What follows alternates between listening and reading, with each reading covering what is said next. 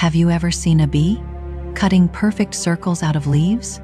At first glance, it may look like damage to a plant, but in reality, you're witnessing one of nature's most precise engineers at work. This is the leafcutter bee, a tiny insect with a remarkable skill. Unlike honeybees, leafcutter bees don't live in large hives, they are solitary builders.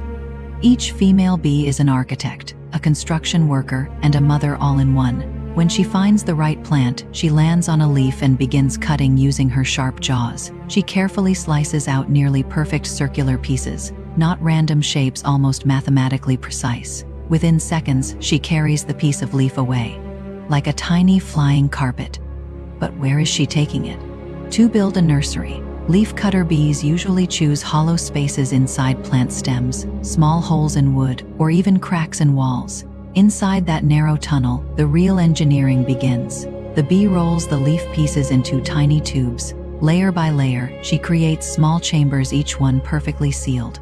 Think of them as miniature sleeping bags made of leaves, but each chamber has a purpose. Inside, the bee places a mixture of pollen and nectar. This becomes food for the next generation. Then she lays a single egg and seals the chamber with another leaf layer. The process repeats again and again, forming a row of tiny green rooms, each one protecting a future bee. And here's the incredible part. The leaves are not just building materials, they help control humidity, prevent fungus, and protect the developing larvae.